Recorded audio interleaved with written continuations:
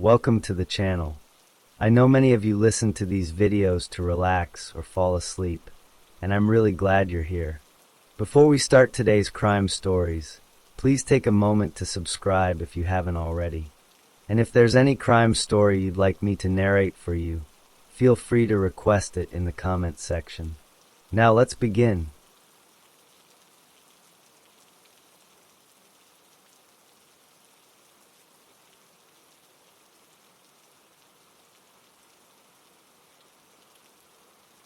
Story 1.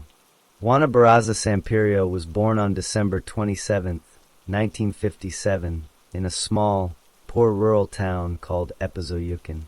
The town is in the state of Hidalgo, north of Mexico City. Her family was very poor. Her mother's name was Justa Sampirio. Her mother had a serious problem with alcohol. When Juana was still a very young child, her mother made a terrible trade. Her mother exchanged her for 3 beers with a man. This meant Juana went to live with this man. The man was not kind to her. He repeatedly raped her while she was in his care. During this time, she became pregnant by this man. She gave birth to a son while she was still a teenager. Juana had 4 children in total. Life remained very hard. Her oldest son, the one born from the rape, died later. He died from injuries he got during a mugging. This was a great tragedy for her. As a young woman, Juana needed to find a way to survive and support her children. She did different jobs. She worked as a maid, cleaning houses for other people. She also worked as a cook. She had a strong interest in a form of Mexican entertainment called lucha libre. This is a type of professional wrestling where the fighters often wear masks. Her interest in wrestling became more than just watching. She decided to become a professional wrestler herself. She trained for this. In the wrestling ring, she used the name La Dama del Silencio, which means the Lady of Silence. In wrestling stories, fighters are often either good characters or bad characters. Juana played the role of a ruda, which is a bad character or a villain that the audience is meant to boo. Her life outside the ring was unstable. She moved often and had money problems. She sold snacks and other small items on the street to make extra money. She was a large woman with a strong build, which helped her in wrestling. She had a mole on her face. Her appearance was somewhat masculine, which was noted by people who knew her. Her relationship with her mother, and with older women in general, was complicated and filled with anger because of her childhood. She felt a deep resentment toward her mother for what she had done. This feeling stayed with her as she grew older. Her social life was mostly connected to the world of wrestling and her street vending. She was not well educated and had to rely on physical work to get by. These were the circumstances of her life as she entered her 40s. As Juana Barraza entered her 40s, her work as a wrestler and street vendor did not provide enough money. She needed another way to get cash. Her deep anger towards her mother, Justa Sampirio, began to twist her thinking. She started to connect her mother with all older women. She began to believe that elderly women were a burden on society. She decided to take action based on this belief. Her method was careful and planned. She used her large, strong physique from wrestling to her advantage. She also used her experience as a maid to understand how to approach older women.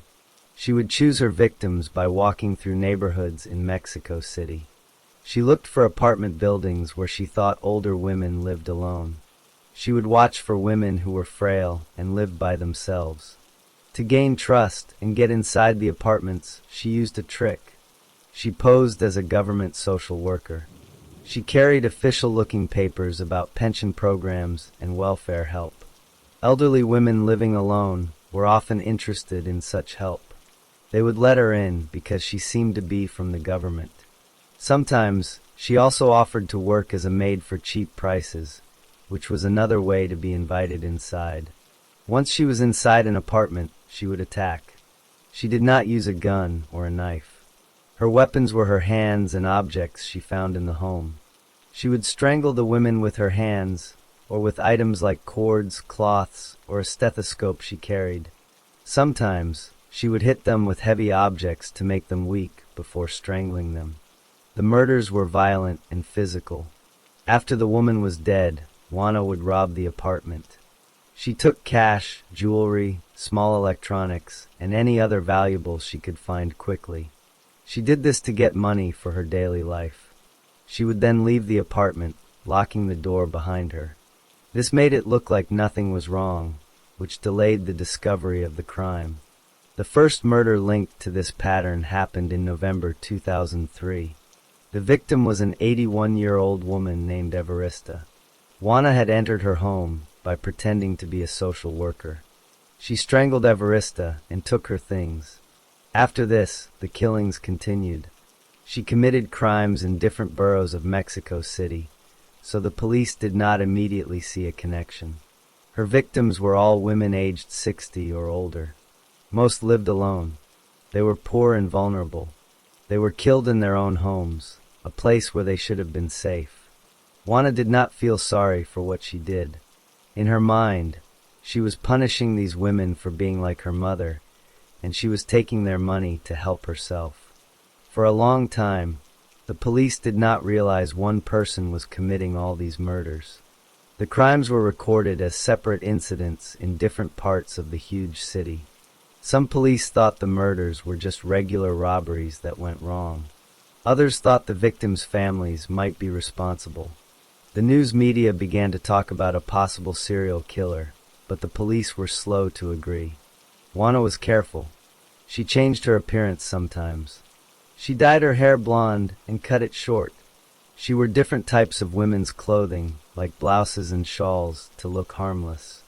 Witnesses from some crime scenes described seeing a large, masculine-looking woman leaving the area, but these descriptions did not lead to her capture. She continued this for years. She would kill, then return to her normal life, wrestling and selling items. The murders provided her with small amounts of money to survive. The cycle repeated many times. By 2005, over 40 similar murders of elderly women had occurred, but the police were still trying to understand if they were connected. The police investigation finally became organized in late 2005. Detectives from different districts in Mexico City began to share their files on the murders of elderly women. They saw the same patterns: strangulation, robbery, and no forced entry. They concluded one person, nicknamed La Mataviejitas, the little old lady killer, was responsible. The police set up special operations in neighborhoods where they thought the killer might strike next. A major breakthrough happened on January 25, 2006. Police were doing surveillance in the Venustiano Carranza borough after a pattern of crimes there. An 82-year-old woman named Ana Maria de los Reyes Alfaro lived there alone. Officers were watching the area when they saw a large, masculine-looking woman hastily leave the building where Alfaro lived. The woman acted nervously. The police decided to stop her. The woman was Juana Barraza. When officers searched her, they found important items. She was carrying a stethoscope, pension forms, and a card that identified her as a social worker. These were the tools she used to trick her way into homes. They took her to the police station for questioning. When they checked on Ana Maria Alfaro, they found her dead in her apartment. She had been strangled with a stethoscope. The police then began to connect Juana Barraza to the other murders. They took her fingerprints. They compared her fingerprints to fingerprints found at the scenes of other old, unsolved murders of elderly women. The fingerprints matched. Forensic evidence linked her to at least 10 of the crimes. Her appearance also matched the description given by several witnesses who had seen a suspect near crime scenes. Under questioning, Barraza confessed to killing Ana Maria Alfaro. She said she had argued with Alfaro over payment for cleaning work. She also confessed to 3 other murders. However, she denied involvement in all the other killings. She told the police that she had deep anger toward her mother and saw her victims as substitutes for her. She said she robbed them for money to live. The police investigation gathered more evidence. They tracked her movements and found witnesses who placed her near other crime scenes. The case against her grew very strong. She was charged with multiple counts of murder and robbery. The news shocked Mexico because many people had assumed the killer was a man, not a female wrestler. Juana Barraza's trial began in the spring of 2008. In court, the prosecutors presented their evidence. This included the fingerprint matches, the testimonies of witnesses, and the items found on her when she was arrested. They argued she was responsible for up to 40 deaths. Barraza's lawyers argued for a lesser sentence. On March 31, 2008, the judge found her guilty of 16 counts of murder and aggravated burglary. The evidence was solid for these 16 crimes. The judge sentenced her to 759 years in prison. However, Mexican law has a limit on how long someone can actually serve in prison. The maximum sentence anyone can serve is 60 years. This means Barraza will likely spend the rest of her life in prison. After the trial, she was sent to a women's prison to serve her sentence. In prison, Juana Barraza had to adapt to life. She worked as a gym instructor for other prisoners. She also started a small business inside the prison, making and selling tacos to earn some money. She used this money to support her children who were outside. During her time in prison, she got married to a man who visited her, but they later divorced. The families of her victims received no real comfort, knowing the person who killed their mothers and grandmothers was in prison but still alive. The police officially closed the Mataviejitas case after her conviction, although some families believed more murders were connected. The story ended with a criminal caught, a long prison sentence given, and a city that no longer lived in fear of the specific killer of elderly women. Juana Barraza remains in prison, serving her 60-year sentence for the crimes she committed.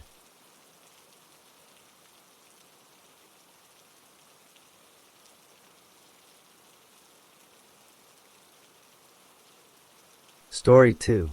Pedro Rodriguez was born in 1954. He was born on a small farm in Santa Rita do Sapucaí, a town in Brazil.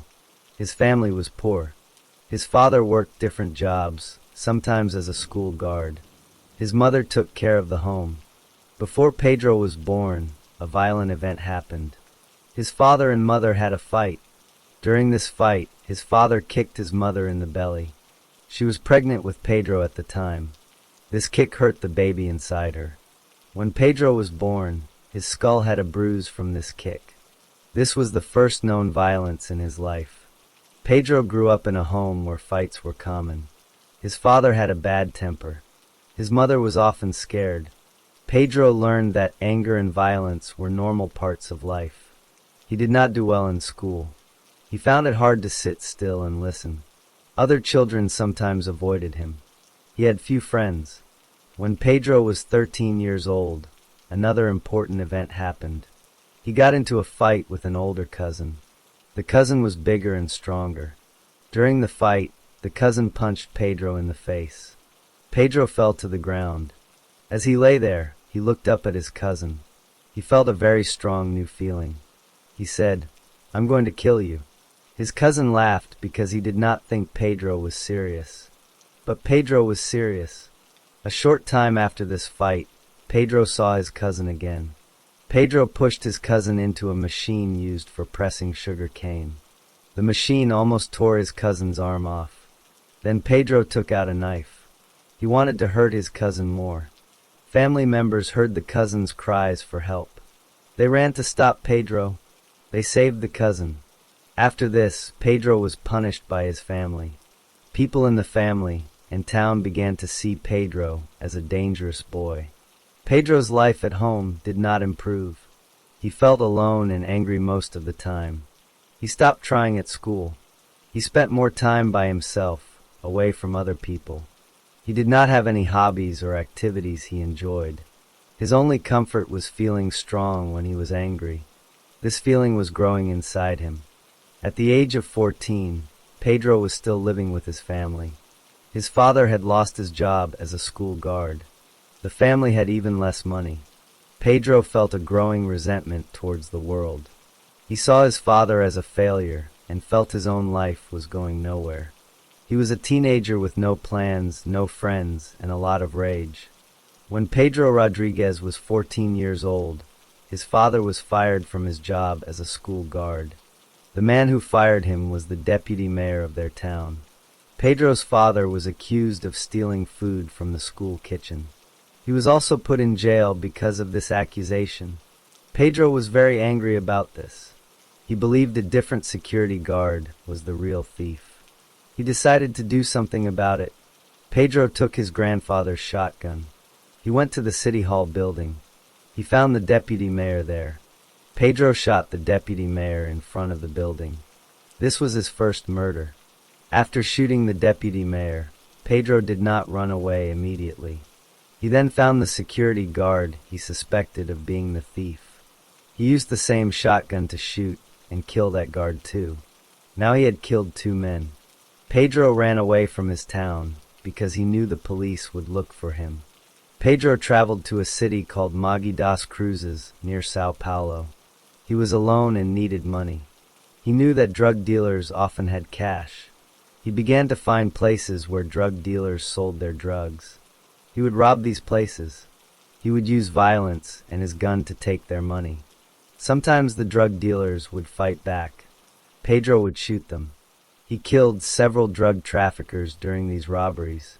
Newspapers and TV news in Sao Paulo heard about a young man killing drug dealers. They did not know his name at first. They started calling him Padrinho Matador, which means Little Pedro the Killer. The media made him famous. Some people saw him as a vigilante because he was killing criminals. During this time, Pedro met a woman named Maria Aparecida Olympia. Everyone called her Botinha. She was the widow of a local drug lord. Pedro and Botinha started living together in Mogi das Cruzes. Because Botinha's husband was dead, Pedro took over his role in the local street gang. He was now responsible for protecting their area and their drug business. Other gangs wanted to take over this business. Pedro was told by his new gang that he needed to eliminate rivals. 3 former members of their own gang had become rivals. Pedro tracked down these 3 men. He killed each one of them. This was to protect his position and his new home with Botinha. Botinha became pregnant with Pedro's child. Pedro was starting to think about a different life. But then, a leader of a rival gang wanted to hurt Pedro. This rival leader found Botinha when Pedro was not home. The rival leader murdered Botinha. When Pedro came home and found Botinha dead, he changed completely. Any thought of a normal life was gone. Pedro decided to get revenge. He started hunting every member of the rival gang that was responsible. He used his knowledge of the streets to find them. He killed them one by one. This was a killing spree that lasted for some time. He did not stop until he believed everyone involved was dead. Years later, while in prison, Pedro told a story about killing his father. He said his father had stabbed his mother 21 times and killed her. In revenge, Pedro said he stabbed his father 22 times in prison. He also said he cut out his father's heart and chewed a piece of it. He told this story on television. However, according to journalists who checked the facts, this story was not true. His father died in prison much later from a disease. But Pedro believed his own story and told it as fact. On May 24, 1973, when Pedro Rodriguez was 18 years old, the police arrested him. He had been wanted for the murders he committed since he was 14. The police in Mogi das Cruzes located him and took him into custody. This was his first official arrest. He was sent to a prison to await trial. While he was in prison, Pedro continued to act violently. On one occasion, police officers were transporting him in a vehicle with another prisoner. Both men were handcuffed. During the ride, Pedro attacked the other inmate.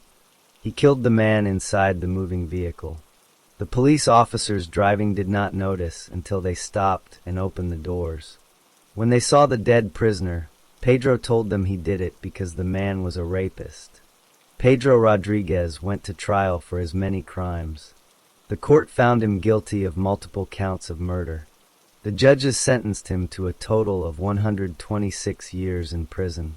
However, according to Brazilian law at that time, a person could not stay in prison for more than 30 years, no matter how long their sentence was. Because of this law, Pedro's release date was set for 2003. Pedro remained in prison. He spent 34 years there because his release was delayed by paperwork and his behavior. Finally, on April 24, 2007, he was released. He left prison and moved to a city called Fortaleza. He tried to live a quiet life there, but on September 15, 2011, the police arrested Pedro again. They found him at a rural home in Balneario Camboriú, where he worked as a caretaker. This arrest was for crimes he committed while he was in prison years earlier. He was charged with starting a riot and illegally depriving other people of their liberty during that riot. A court sentenced him to 8 years in prison for these charges. Pedro served this second prison sentence. He was released on December 10, 2018, after 7 years for good behavior. After this release, he decided to use the internet to talk about his life. He started a YouTube channel called Padrinho Yex Matador. On his channel, he spoke about modern crimes. He told people to avoid gangs and violence. He said he was retired from his old life and would not commit any more crimes. He told his viewers not to be proud of criminal acts. On March 5, 2023, Pedro Rodriguez was in Maggie das Cruzes. At about 10 in the morning, he was walking on a sidewalk. He was carrying a small child in his arms. A black car drove up to him. 3 men he did not know got out of the car. They shot him many times with guns. Pedro fell to the ground. The child was not hurt and ran away. After Pedro was shot, one of the men walked over to him. Pedro was still alive but badly wounded. The man used a knife to cut Pedro's throat. The cut was very deep, almost cutting off his head. This killed Pedro. The men then got back into the black car and drove away. A witness also saw a second, white car follow them. Police arrived soon after, but Pedro was already dead. The police began an investigation. They found the black car used by the killers later that day. The car was abandoned. The police searched the car for evidence like fingerprints or DNA. They talked to the witness. They tried to find out who the men in the cars were. The police believe the murder was planned by a criminal group, possibly because of Pedro's old gang activities or his YouTube channel where he discussed crimes. As of the latest information, the police have not identified or arrested any suspects for his murder. Pedro Rodriguez was buried, and his YouTube channel remains online. The police case into his killing remains open but unsolved. The story of Pedro Rodriguez ends here.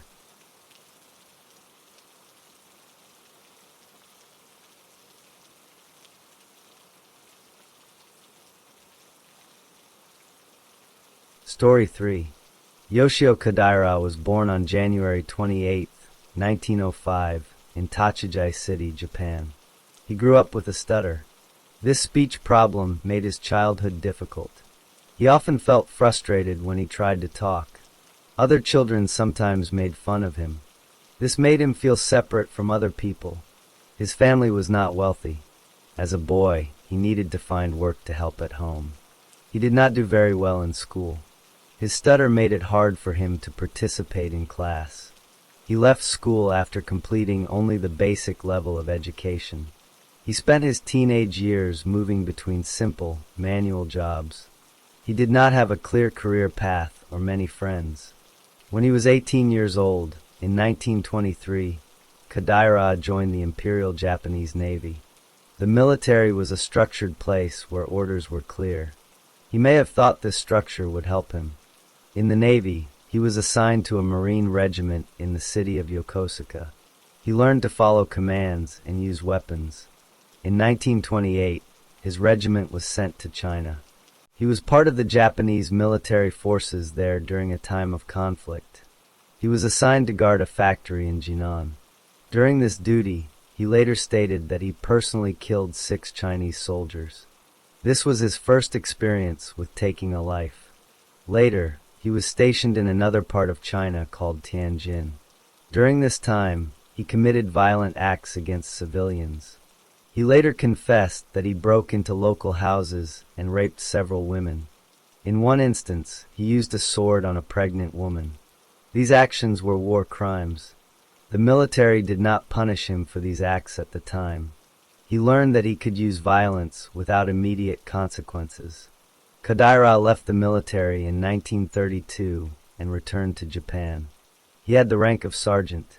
Soon after returning, he married a woman. However, the marriage had problems very quickly. Kodaira had a child with a different woman, which caused a serious conflict. His wife left him because of this. After his wife left, Kodaira became very angry at her family. He believed they were involved in the breakup. On July 2, 1932, he went to the house of his father-in-law. He was in a rage. He attacked the people inside with an iron rod. He killed his father-in-law during this attack. He also injured 6 other members of the family. The police arrested him for this murder and attack. He went to court. The court found him guilty and gave him a prison sentence of 15 years. He was sent to prison. However, he did not serve the full sentence. In 1940, after 8 years, he was released on parole. He was now a free man, but he had no job, no family, and a history of extreme violence. He moved to Tokyo. The world was now at war, and Japan was involved in World War II. Society was under strain. Jobs were hard to find, and many people were struggling. Kodaira lived alone and moved through the crowded city unnoticed. After his release from prison, Yoshio Kodaira lived in Tokyo. World War II was ending. In August 1945, Japan surrendered. The country was in chaos. There was very little food, and many people were homeless. Women in particular were often alone and desperate to find work or food to survive. Kodaira saw this situation as an opportunity. His method was always the same. He would go to busy train stations in Tokyo. He looked for young women who appeared to be alone or struggling. He would approach them. He used simple lies. He promised them work on a farm in the countryside. He said the farmer needed help and would provide food and pay. Sometimes he just offered them a meal. Because people were so hungry and needed jobs, many women believed him. On May 25, 1945, he did not use his usual method at a train station. Instead, he went to a Navy clothing factory where women lived and worked in a dormitory. He invaded the dormitory at night. He found a 21-year-old woman and attacked her. He raped her and then killed her. After this, he returned to using his train station method.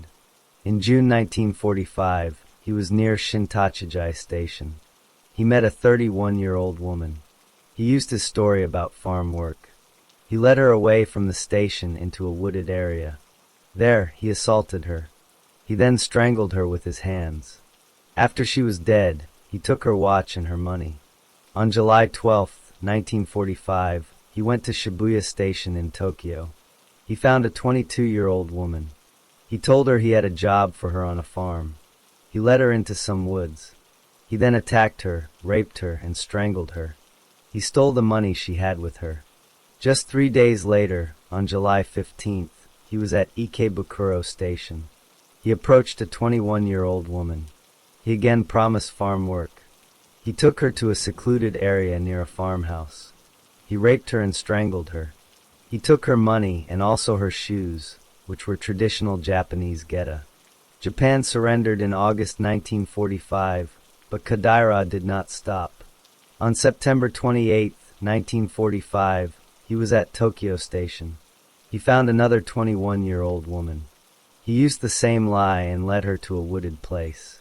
He raped her, strangled her, and took her money and the clothes she was wearing. His next known crime was on December 29, 1945. He met a 21-year-old woman at Asakusa Station. He told her he had work in a mountain village in Tachijai Prefecture. She agreed to go with him. He took her to a remote area.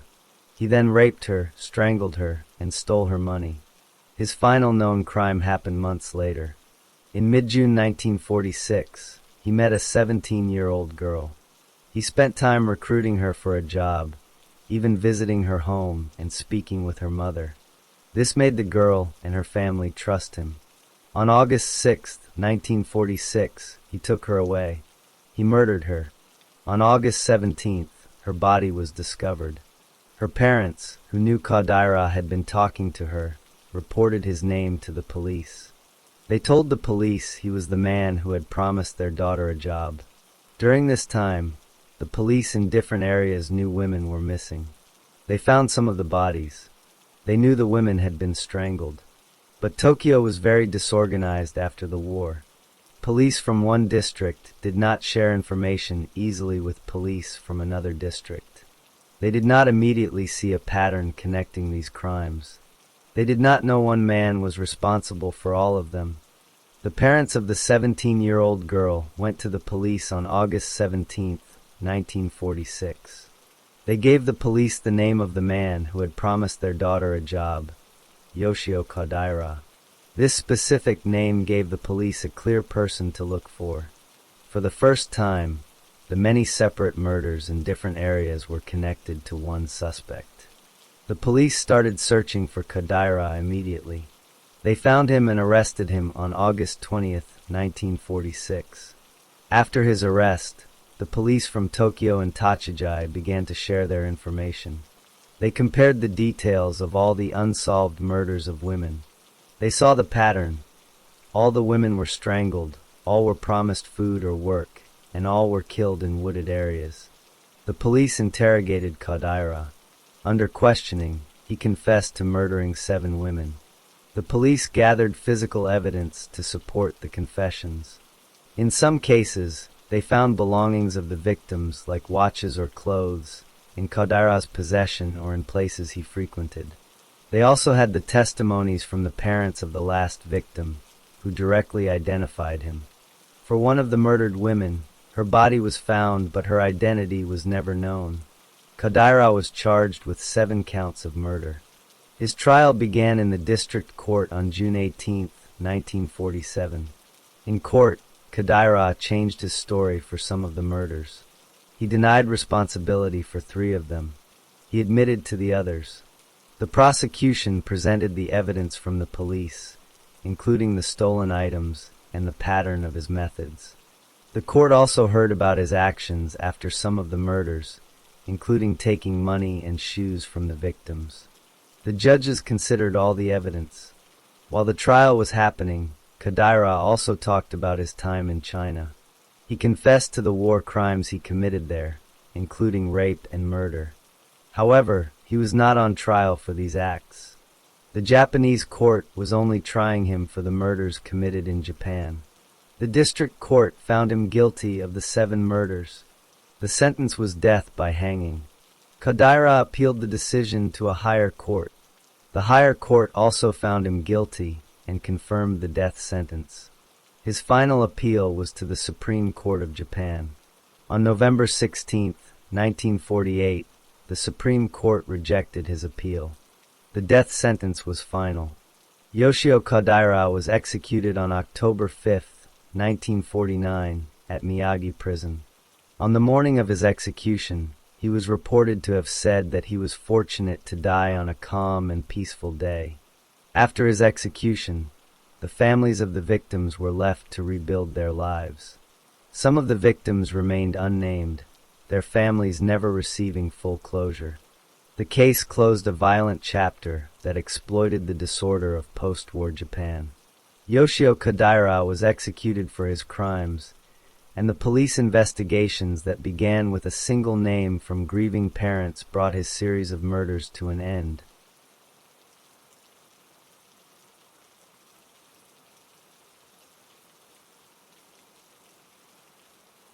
Story 4.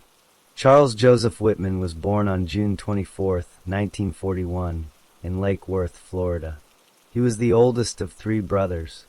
His father, Charles Adolphus Whitman, was a man who built a successful plumbing business. He provided well for his family, but was very strict. He demanded perfect behavior and high achievement from his wife and sons. He often used physical punishment on his family. Whitman's mother, Margaret, was a devout Catholic. She took her sons to church every week and raised them in her faith. As a young boy, Charles was described as polite and well-mannered. He was also extremely intelligent. When he was 6 years old, a test showed his IQ was 139, which is very high. His parents pushed him to do well in school. If he failed or was lazy, his father would discipline him physically. His father was also a collector of guns. He taught his sons how to shoot, clean, and care for firearms from a young age. Charles became an excellent marksman. His father once said Charles could plug the eye out of a squirrel by age 16. Charles joined the Boy Scouts when he was 11 years old. He worked hard and became an Eagle Scout just after his 12th birthday. This was a very young age to earn this award. He also learned to play the piano very well around this time. To make money, he started a large newspaper delivery route. He saved his earnings and bought a motorcycle to use on his route by the time he was in high school. In high school, Charles was a good student. He graduated near the top of his class in 1959. 1 month after graduation, he made a big decision without telling his father. He joined the United States Marine Corps. People close to him said he did this because of a fight with his father. His father had beaten him and thrown him into the family swimming pool after Charles came home drunk. Charles left for Marine training in July. When his father found out, he tried to have his son's enlistment canceled, but he was not successful. Charles did well in the Marines at first. He earned a medal and a sharpshooter badge for his shooting skills. He applied for a special program that would send him to college to become an engineer and then an officer. He scored high on the tests and was approved to study at the University of Texas at Austin, starting in September 1961. At university, Charles studied mechanical engineering. His grades were not very good at first. He enjoyed activities like karate, scuba diving, and gambling. Shortly after he arrived, he was arrested with 2 friends for poaching a deer. They were butchering the animal in a university dormitory shower. He was fined money for this crime. In February 1962, he met a student named Kathleen Leisner. She was studying to be a teacher. They dated for a few months and got engaged. They were married in August 1962 in her hometown. His family attended the wedding. People who knew them said they were a happy couple and that Kathleen's family liked Charles. Because his university grades were not high enough, the Marines ended his college scholarship in early 1963. He was ordered to report to Camp Lejeune in North Carolina to finish his military service. There, he was promoted but also got into trouble. In late 1963, he was court-martialed for gambling, lending money at high interest rates, having a personal gun on base, and threatening another Marine over a debt. He was found guilty. He was demoted in rank, sentenced to 30 days in jail, and given 90 days of hard labor. During this stressful time, he began writing a personal journal. In it, he wrote about his daily life, his love for his wife, and his anger at the Marine Corps. He also wrote about his desire to be financially independent from his father. He was honorably discharged from the Marines in December 1964 and returned to the University of Texas with his wife. He changed his studies to architectural engineering. He worked different jobs to support them, including as a bill collector and a bank teller. His wife worked as a high school teacher. Friends of the couple later said that Charles told them he had hit his wife on a few occasions. He felt very ashamed about this. He wrote in his journal that he was terrified of becoming an abusive husband like his father. He promised himself he would be a good man. In May 1966, his mother decided to leave his father after years of abuse. Charles drove to Florida to help her move to Austin, Texas. He was so worried his father would become violent that he asked a police officer to stand outside the house while his mother packed. His youngest brother, John, moved to Austin with their mother. During this period, Charles told people he was having very bad headaches. He called them tremendous headaches. He also began using amphetamine pills. The events began on the afternoon of July 31st, 1966. Charles Whitman drove to a hardware store in Austin. He bought a knife and a pair of binoculars. Later, he went to a convenience store and bought several cans of Spam, a canned meat product. He then picked up his wife, Kathy, from her summer job. The two of them met his mother for lunch at a cafeteria near the university campus. After lunch, Charles and Kathy visited their friends, John and Frances Morgan, at their apartment. They stayed until almost 6 p.m., when Kathy had to leave for her evening shift at work. Charles returned with her to their house. At 6:45 p.m., after Kathy had left for work, Charles sat down at his typewriter. He began typing a long note. In the note, he wrote that he did not understand why he was having violent and irrational thoughts. He said it took great effort for him to concentrate on normal tasks. He wrote that he had decided to kill his wife and his mother. He said he wanted to spare them the embarrassment his future actions would cause. He requested that after his death, a doctor perform an autopsy on his body to see if a physical problem in his brain was causing his thoughts. He did not write about any plan to go to the university. Just after midnight on August 1st, Charles drove to his mother's apartment. He brought the knife he had bought. He stabbed his mother to death in her bedroom. After she was dead, he placed her body neatly on the bed and covered it with a sheet. He left a handwritten note near her body. The note said he was upset for killing her, but that he loved her. He then drove back to his own home. His wife, Kathy, was asleep. He took the knife and stabbed her 5 times in the chest while she slept.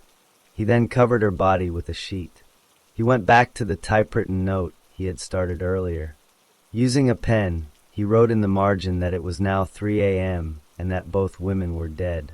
He finished the note by pen, asking for his life insurance to pay his debts and for any leftover money to be given to mental health research. He also wrote notes to his brothers and instructions about developing some camera film. Later that morning, at 5:45 a.m., he called his wife's workplace.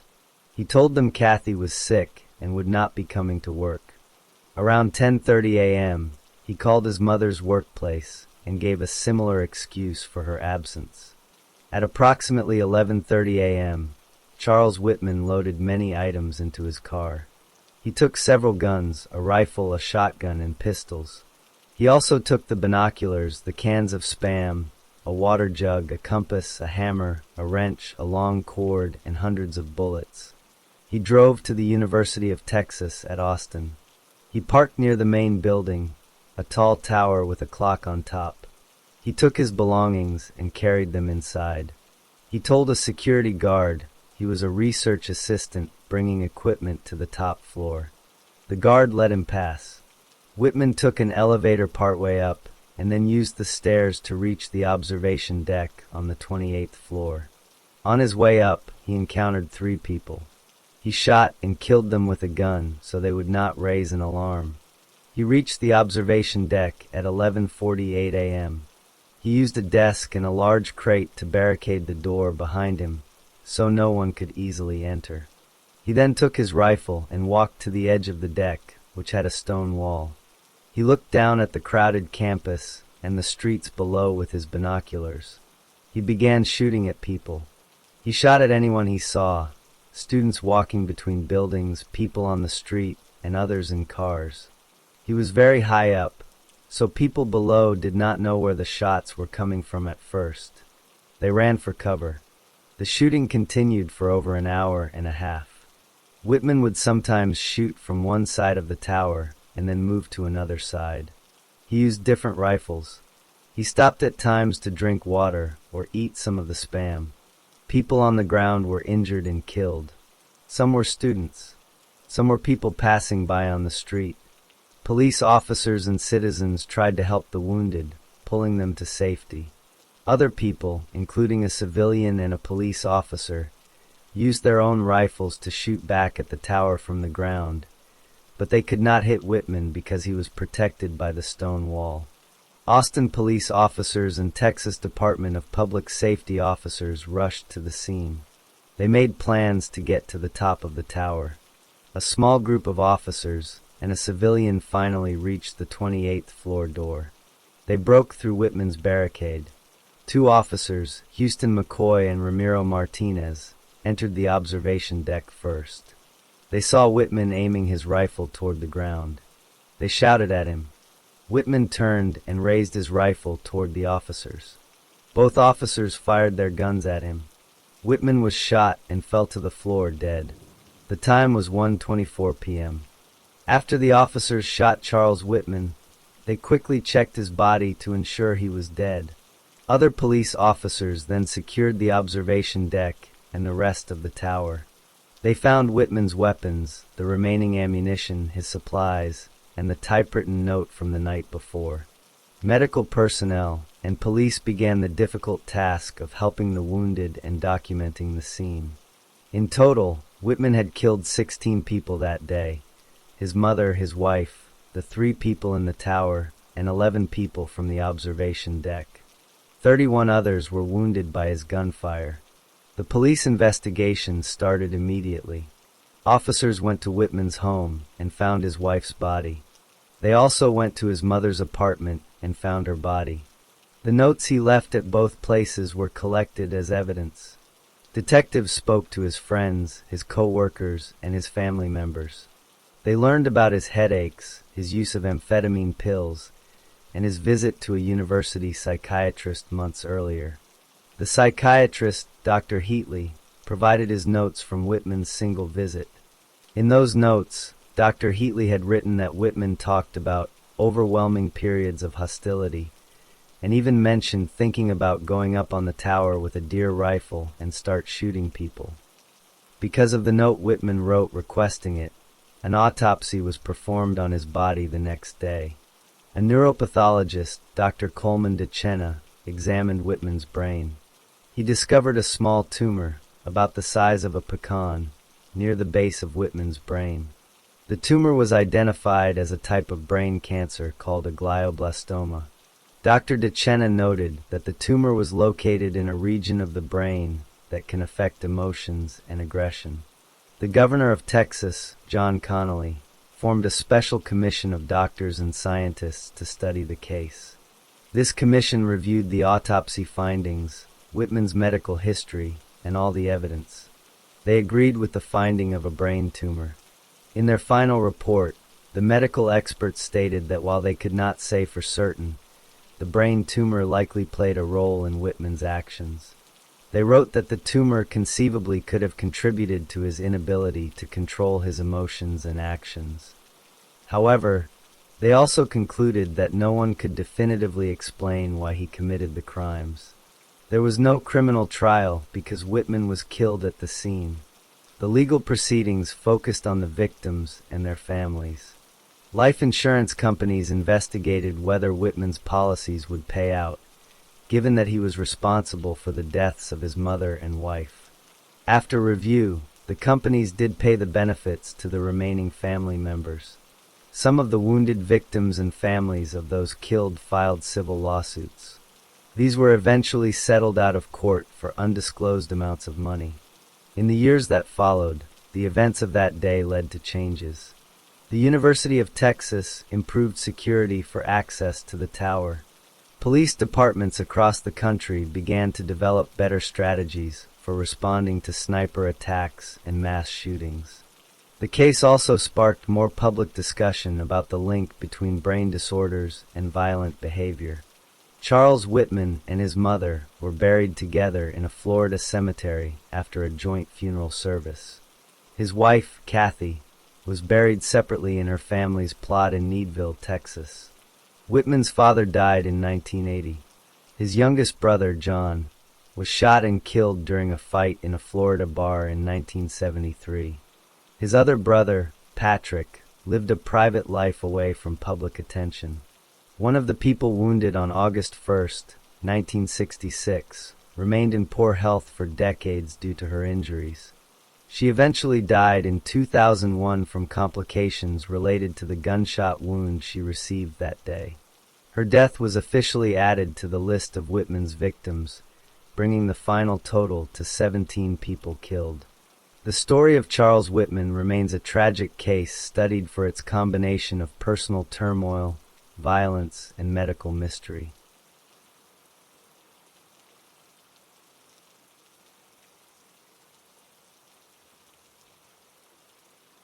Story 5. Brenda Ann Spencer was born on April 3, 1962, in San Diego, California, USA. She was the youngest of 3 children in the Spencer family. Her parents were Wallace Edward Spencer and Dorothy Nadine Spencer. The family lived in San Diego. When Brenda was 9 years old, in January 1972, her parents' marriage ended.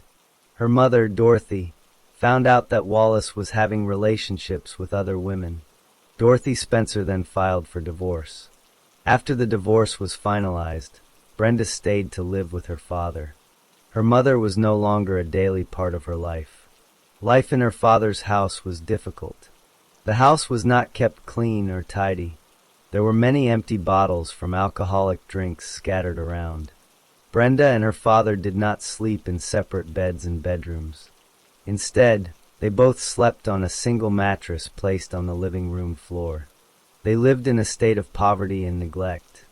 Brenda attended local schools, but was not interested in her studies. She eventually went to Patrick Henry High School. Teachers there remembered her as a student who often seemed sleepy or not paying attention in class. One teacher frequently had to ask her if she was awake. Despite her general lack of interest in school, she had one talent. She was a good photographer. She even won first place in a photography contest run by the Humane Society, which is an animal protection group. However, her behavior outside of school was a problem. She often skipped school, which is called truancy. Because of her truancy, she was sent to a special facility for students with problems. In early 1978, the staff at this facility told her parents that Brenda had talked about suicide. They said she was feeling suicidal. Her father was informed about this serious concern. Brenda had habits that worried people in the neighborhood. She liked to shoot a BB gun. A BB gun is a type of air rifle that shoots small metal pellets. She used it to hunt birds in the area around her home. In the summer of 1978, she got into trouble with the law. She was arrested for burglary. She was also in trouble for vandalism at Grover Cleveland Elementary School, which was located directly across the street from her house. She shot out windows at the school with her BB gun. For these crimes, she was put on probation. Probation means a person is supervised by the court instead of being sent to jail. In December 1978, while she was still on probation, a professional evaluated her mental health. This psychiatric evaluation was arranged by her probation officer. The professional's recommendation was that Brenda should be admitted to a mental hospital for treatment for depression. Her father, Wallace Spencer, was told about this recommendation. He refused to give his permission for his daughter to go to the hospital. That same month, it was Christmas. For a Christmas present, Brenda's father gave her a firearm. It was a Ruger 10 of 22 semi-automatic rifle. This is a .22 caliber rifle that can fire bullets quickly. The gift also included a telescopic sight, which is used to look at targets far away, and 500 rounds of ammunition. Brenda later said that she had asked for a radio for Christmas, but instead she received a rifle. Brenda Spencer was a teenager who often expressed strong dislikes. She described herself as a radical. She frequently said she hated police officers. She used rude names for them. When she saw news on television about police officers being hurt or killed, she would say things like, "All right." She talked about wanting to shoot police officers.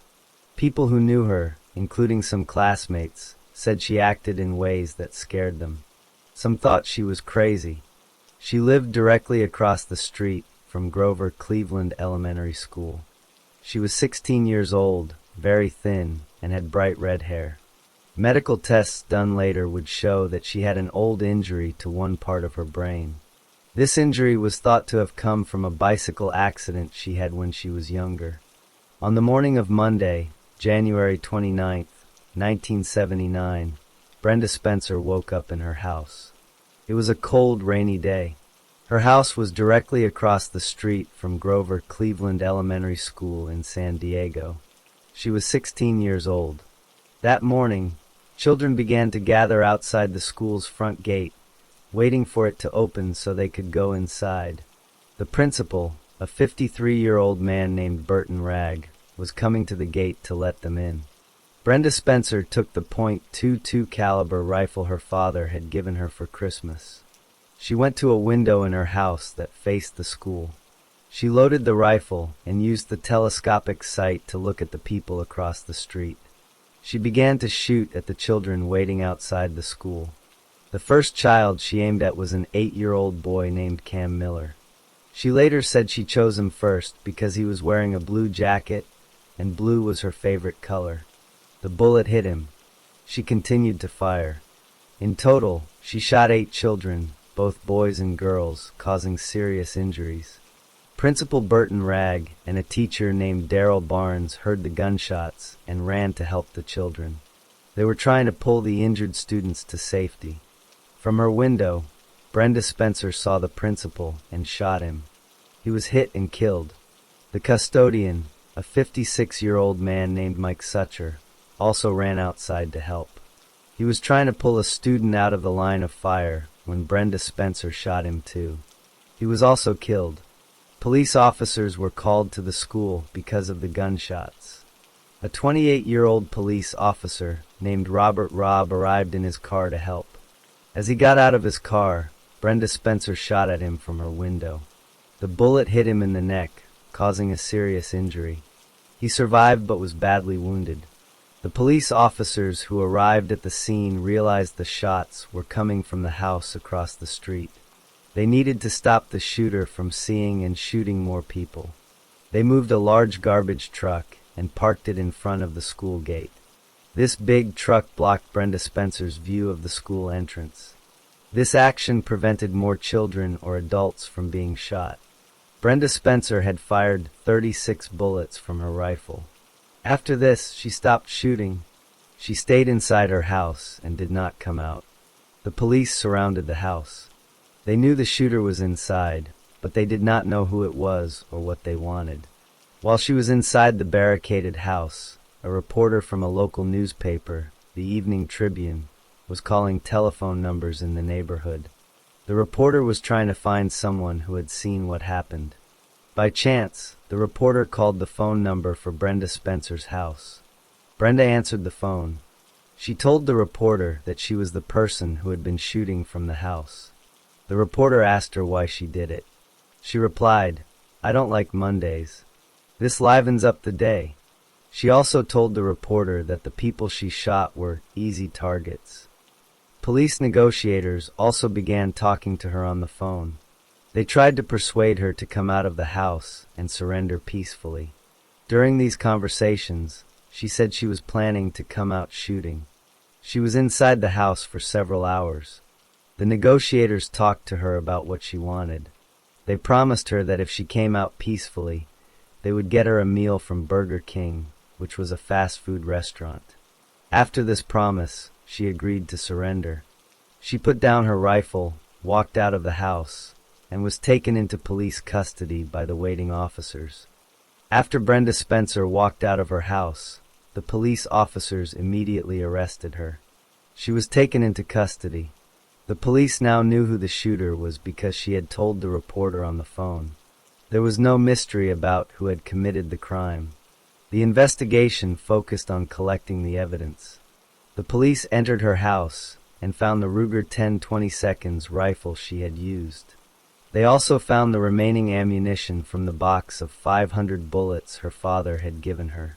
They gathered all this as physical evidence. Witnesses from the school, including the injured children and teachers, were interviewed. All their statements pointed to the house across the street as the source of the gunfire. The police also had the recorded phone calls where Spencer confessed to the reporter and the police negotiators. Because of the seriousness of the crimes, 2 murders and multiple attempted murders, Brenda Spencer was charged as an adult in the court system, even though she was only 16 years old. She was charged with 2 counts of murder for killing Principal Burton Ragg and custodian Mike Sucher. She was also charged with assault with a deadly weapon for shooting at the police officer and the children. Facing the evidence, Brenda Spencer decided to plead guilty. By pleading guilty, she admitted in court that she had committed the crimes. This meant there was no need for a full trial with a jury to decide if she was guilty. The court proceedings then moved to the sentencing phase to decide her punishment. On April 4, 1980, one day after her 18th birthday, a judge sentenced her. The sentence was 25 years to life for each murder charge. These sentences were to be served concurrently, meaning at the same time. This made her eligible for a parole hearing after serving 25 years in prison. Additional charges of attempted murder were dismissed as part of the legal process. Brenda Spencer was sent to the California Institution for Women, a prison in Chino. While in prison, doctors diagnosed her with epilepsy, a brain condition that can cause seizures. She was given medication for this condition and also for depression. She was given a job in prison repairing electronic equipment.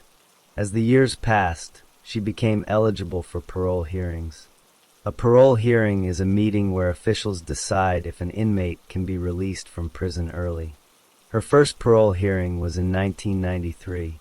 At this hearing, she said she had been using alcohol and drugs on the day of the shooting, though earlier tests at the time of her arrest had found no drugs in her system. She also said she had hoped the police would shoot and kill her during the standoff. At a later parole hearing in 2001, she said for the first time that her father had physically and sexually abused her when she was younger. Her father denied these claims. The parole board did not find her story convincing because she had never mentioned it before in all her years of therapy and court evaluations. The parole board denied her release. She had more parole hearings in 2005, 2009, 2022, and 2025. At each one, the Board of Parole Hearings listened to statements from prosecutors, victims, and Spencer herself. They reviewed her behavior in prison. They repeatedly decided that she was not suitable for release. They said she still posed a danger to society and had not shown full understanding or remorse for the damage she caused. Her next chance for a parole hearing was scheduled for 2028. After the shooting, Grover Cleveland Elementary School installed a plaque and a flagpole in memory of Principal Ragg and Custodian Sucher. The school itself was closed in 1983 because there were not enough students in the area. The building was used by other schools for many years. In 2018, the old school building was torn down to build houses. The memorial plaque was moved to a corner of the property. Some of the children who were injured grew up with physical and emotional scars. One survivor, upon hearing about a different school shooting 10 years later, said she felt shocked and saddened all over again. The police officer who was wounded, Robert Robb, survived his neck injury. Brenda Spencer remains in prison at the California Institution for Women.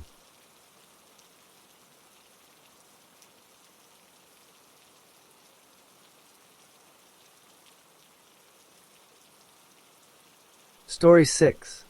Mark David Chapman was born on May 10, 1955, in Fort Worth, Texas. His father, David, served in the U.S. Air Force. His mother, Diane, worked as a nurse. Chapman had one younger sister. From a young age, Chapman felt scared of his father. He believed his father was sometimes violent toward his mother and was not loving toward him. To escape his feelings, the young Chapman created a fantasy world. He imagined he had godlike control over tiny little people who lived inside his bedroom walls. When Chapman was a child, his family moved to Decatur, Georgia. He attended Columbia High School there. He was not athletic, and other students bullied him for this. By the age of 14, Chapman was using drugs and often did not go to his classes. One time, he ran away from home. He lived on the streets of Miami for 2 weeks before returning. In 1971, when he was 16, Chapman had a religious experience and became a born-again Christian. He began handing out religious papers. He also got his first girlfriend, named Jessica Blankenship. That summer, he worked as a counselor at a YMCA summer camp. He was very good with the children at the camp. The children liked him so much they gave him the nickname Nemo. He won an award for being an outstanding counselor and was promoted to assistant camp director. People who saw him work with children said he was excellent at this job. Around this time, a friend suggested Chapman read the book The Catcher in the Rye by J.D. Salinger. The book became very important to him. He related strongly to the main character, a troubled teenager named Holden Caulfield. After finishing high school, Chapman moved to Chicago for a short time. He played guitar in churches. He then got a job with a charity called World Vision. He worked at a refugee camp in Arkansas, helping Vietnamese refugees resettle. He was promoted to a coordinator role. He worked so hard that the program director praised him. He even met President Gerald Ford, who shook his hand. Chapman then followed his girlfriend, Jessica, to Covenant College in Georgia. However, he struggled with his college studies. He also felt very guilty about having a physical relationship with a previous girlfriend. He began to think about suicide and felt like a failure. He left the college after only 1 semester. Soon after, his girlfriend Jessica ended their relationship. Chapman returned to work at the refugee camp, but left after an argument with his supervisor. In 1977, Chapman used his last bit of money to move to Hawaii. There, he tried to kill himself by breathing in car exhaust. The attempt failed because the hose he used melted. A doctor sent him to a hospital for treatment of depression. After he left the hospital, he got a job there as a maintenance worker. His parents were getting a divorce, and his mother later moved to Hawaii to live near him. The next year, in 1978, Chapman took a trip around the world. He visited many countries in Asia and Europe. The trip lasted 6 weeks. When he returned, he began dating his travel agent, a woman named Gloria Abe. They got married on June 2, 1979. Chapman worked as a printer at the same hospital, but was later fired. He was rehired but quit after another argument. He then took a job as a night security guard at an apartment building. He began drinking a lot of alcohol to deal with his ongoing sadness. During this time, Chapman's mind began to fixate on certain things. He became obsessed with the book The Catcher in the Rye, with famous artwork, and with the musician John Lennon. In September 1980, he wrote a letter to a friend. In the letter he wrote, "I'm going nuts." He signed the letter, The Catcher in the Rye. Chapman's obsession with John Lennon grew stronger. He was a longtime fan of Lennon's band, the Beatles. But after his religious conversion, he began to resent Lennon. He remembered Lennon saying years earlier that the Beatles were more popular than Jesus. Chapman also read a book about Lennon's wealthy lifestyle in New York City. He felt angry that Lennon sang about having no possessions, but lived in luxury. Chapman listened to Lennon's solo albums and became enraged by lyrics where Lennon said he did not believe in God or Jesus. 3 months before the crime, Chapman started planning to kill John Lennon. His planning was not very organized. He later said he had a list of other famous people he thought about targeting, but he chose Lennon partly because he knew where Lennon lived. In late October 1980, Chapman flew from Hawaii to New York City for the first time with the intention of killing Lennon. He stayed at the YMCA. However, he did not have bullets for his gun. He left New York and traveled to Atlanta, Georgia. There, he got ammunition from a friend, Dana Reeves, without telling her what it was for. Chapman returned to New York in early November. He checked into a single-room occupancy hotel. During this time, he saw the movie Ordinary People, which is about grief and healing. The movie affected him deeply. He suddenly decided to abandon his plan. He flew back to Hawaii. He told his wife, Gloria, about his obsession to kill Lennon. He even showed her the gun and bullets. Gloria was worried, but did not call the police or a doctor. Chapman made an appointment to see a psychologist, but did not go to it. By early December, Chapman changed his mind again.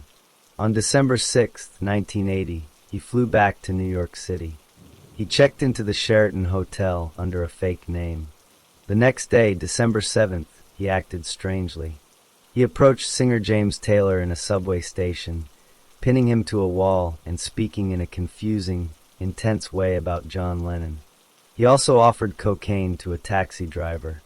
That night, he spoke to his wife on the phone about finding God again. On the morning of December 8th, Chapman prepared carefully. He left several personal items in his hotel room, including a Bible open to a specific page and a photo of himself with a local child. He wanted the police to find these later.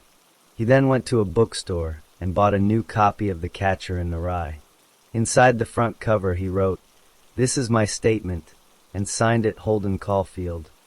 He took a taxi to the Dakota apartment building on West 72nd Street, where John Lennon lived. He arrived early in the morning. He lingered near the building's entrance. He talked to the Dakota doorman and to several fans who were also waiting there. He even missed seeing Lennon exit a taxi and enter the building because he was distracted. Later that morning, Lennon's housekeeper took Lennon's 5-year-old son, Sean, for a walk. As they returned, Chapman stepped forward, shook the little boy's hand, and said, "Hello, beautiful boy," quoting a line from a Lennon song. Around 5 p.m., Lennon and his wife, Yoko Ono, left their apartment to go to a recording studio. As they walked to their waiting limousine, Chapman stepped forward. He held out a copy of Lennon's new album, Double Fantasy, and a pen. He asked Lennon for an autograph. Lennon signed the album. A fan named Paul Gorish took a photograph of this moment. Chapman then tried to make small talk with the other fans, even asking one woman for a date that night. He later said that if someone had stayed to talk with him, he might not have committed the crime that evening. Lennon and Ono spent hours at the record plant studio. Chapman waited outside the Dakota the entire time. He read his copy of The Catcher in the Rye. Around 10:50 p.m., the Lennon's limousine returned. Yoko Ono got out of the car first and walked toward the building's arched entrance. John Lennon followed a few steps behind. As Lennon passed him, Chapman took a .38 special revolver from his coat pocket. He adopted a combat stance with his feet apart for balance. He fired 5 hollow-point bullets rapidly at Lennon's back and left shoulder. 4 bullets hit their target. The sound of gunshots echoed in the archway. Yoko Ono screamed.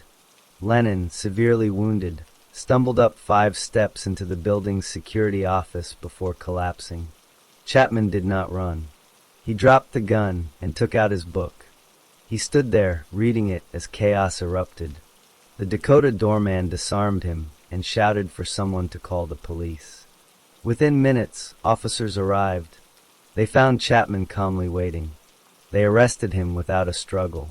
The police officers saw Lennon's critical condition. They placed him in the back of a police car instead of waiting for an ambulance and rushed him to Roosevelt Hospital. John Lennon was pronounced dead on arrival at 11:15 p.m. At the police station, Chapman was questioned. He told the officers, "I'm sure the big part of me is Holden Caulfield, who is the main person in the book. The small part of me must be the devil." The investigation began immediately at the crime scene. Police officers secured the area outside the Dakota building. They collected Chapman's .38 caliber revolver and the 5 shell casings. They found his copy of The Catcher in the Rye on the ground. At the Sheraton Hotel, detectives located his room. Inside, they found the items he had left behind: his Bible, open to the Gospel of John, family photos, and a tape recorder with cassettes of Beatles music. These items confirmed his identity and his planned intentions. The police quickly connected all the evidence to the shooter they had in custody. Chapman was formally charged with second-degree murder under New York law. During questioning, he admitted to buying the hollow-point bullets because they would cause more damage and ensure Lennon's death. He was held at the New York City Police Department's precinct. Due to fears that angry fans might try to harm him, he was quickly transferred to the prison ward at Bellevue Hospital for his own safety. Later, he was moved to the high-security Rikers Island jail. The legal process then focused on Chapman's mental state. His first lawyer intended to use an insanity defense. However, the court ordered psychiatric evaluations to determine if he was fit to stand trial. Over 6 months, more than a dozen doctors interviewed him. The doctors hired by his defense team concluded he was psychotic, possibly with paranoid schizophrenia. The doctors hired by the prosecution disagreed, stating he had a severe personality disorder, but knew right from wrong. The court-appointed doctors agreed he was mentally ill but competent to understand the legal proceedings. In June 1981, Chapman surprised everyone by telling his lawyer he wanted to change his plea to guilty. He said God had instructed him to confess and accept his punishment. His lawyer argued that this decision itself was a sign of mental illness, but the judge ruled Chapman was making the choice voluntarily. On June 22nd, Chapman pleaded guilty to second-degree murder. This meant there would be no trial. The next step would be a sentencing hearing, where the judge would decide his prison term. The sentencing hearing took place on August 24, 1981. The courtroom was full of reporters and spectators.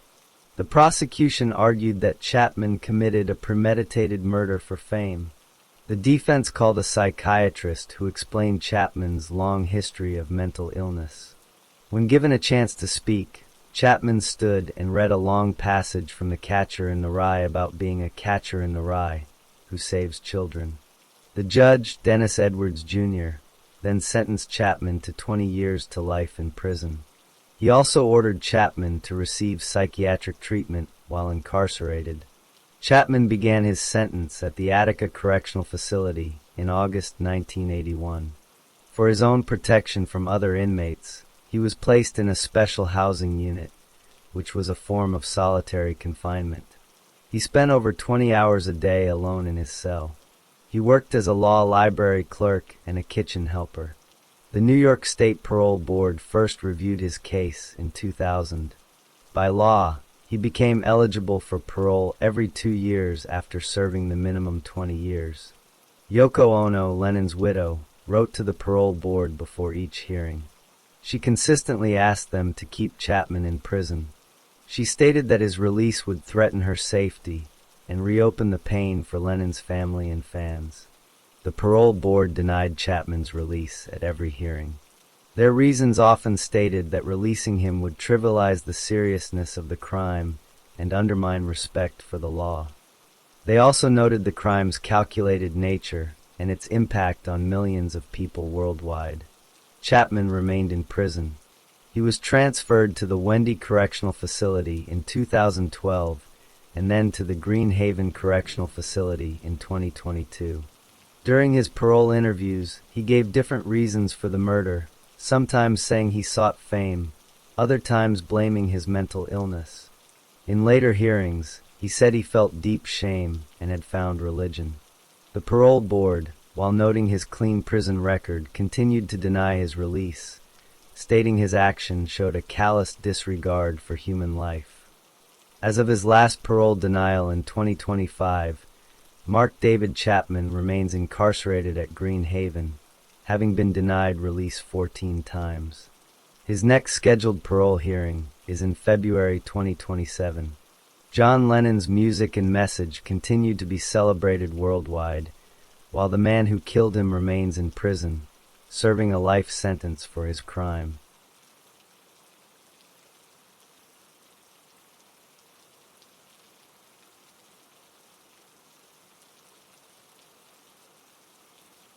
Story 7.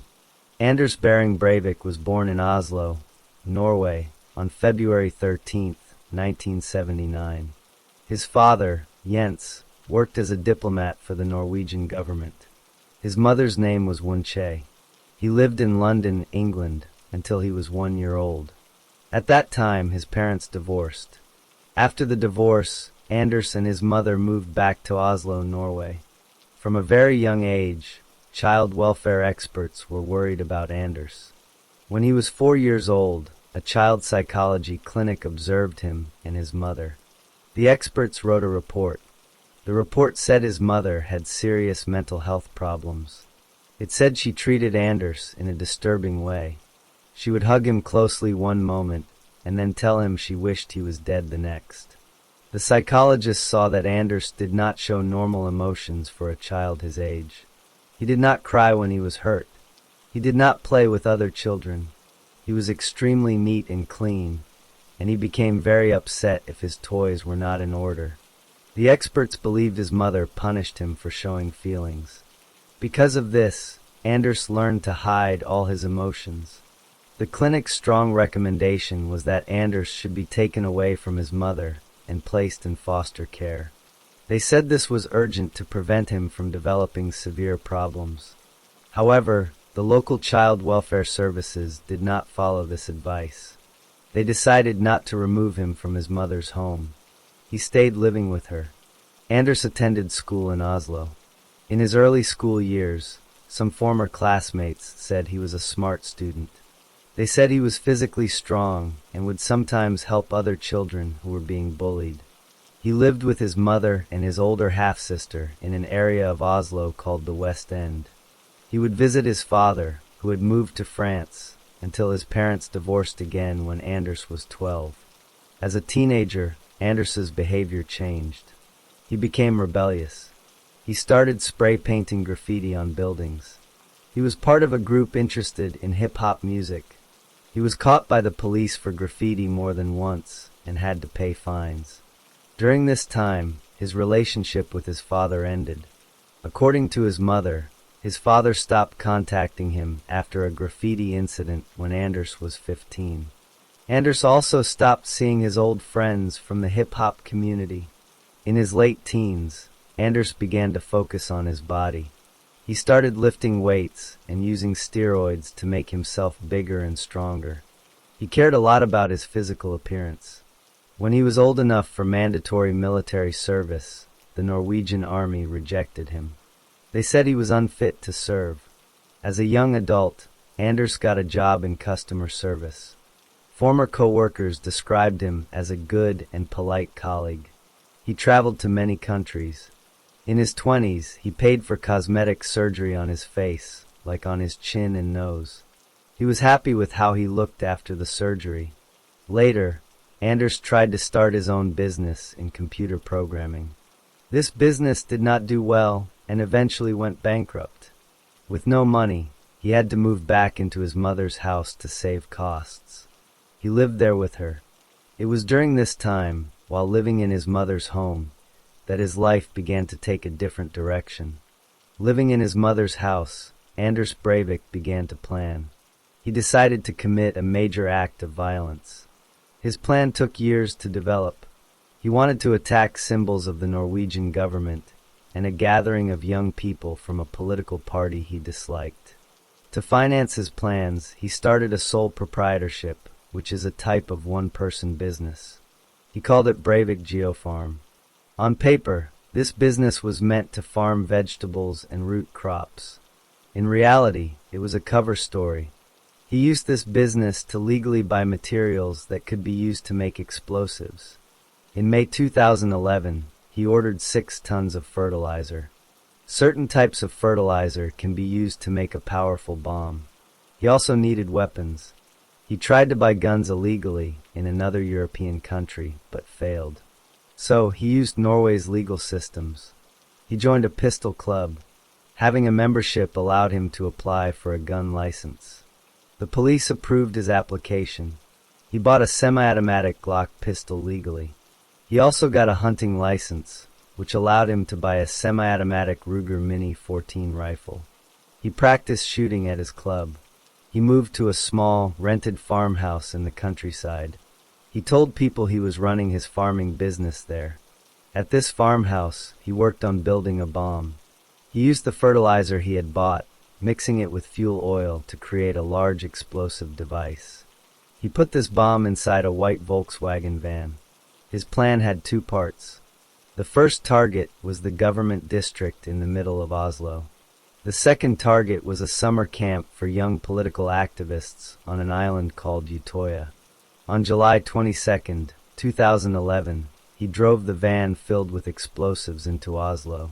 He parked it in front of a building that housed the office of Norway's Prime Minister. At 3:25 in the afternoon, he detonated the bomb. The explosion was enormous. It killed 8 people who were in the area. It injured 209 more people. Many were badly hurt by glass and debris from the shattered buildings. The blast damaged numerous government offices. After setting off the bomb, Breivik left Oslo. He drove toward Lake Tyrifjorden, where Utøya Island is located. He was wearing a homemade police uniform. He had a fake police identification card. He wanted people to think he was an officer responding to the attack in Oslo. He arrived at a dock where a ferry took people to the island. He told the ferry captain he was a police officer sent to secure the island after the terror attack in Oslo. The captain believed him and took him across to Utøya. When he landed on the island, Breivik began his second attack. He gathered some of the young people, who were between 14 and 20 years old, and told them he was there for their safety. Then he took out his weapons. He started shooting. He moved methodically across the island for over an hour. He hunted for people hiding in the woods, in buildings, and along the shoreline. He shot at everyone he found. He killed 69 people on the island. Most were teenagers. 32 more people were injured by gunshots. During the shooting, desperate phone calls were made to the Norwegian police. However, there were serious delays in the police response. The first police team to arrive had trouble finding a boat to get to the island. It took them over an hour to reach Utøya after the shooting started. When the police tactical team finally landed on the island, they confronted Breivik. He did not fight them. He put down his weapons and surrendered peacefully. He was arrested on the island. After his arrest, during initial questioning, he admitted to the crimes. He said his goal was to save Norway from multiculturalism and Muslim immigration. He said he targeted the Labour Party youth camp because he believed the party was betraying the country. He showed no remorse.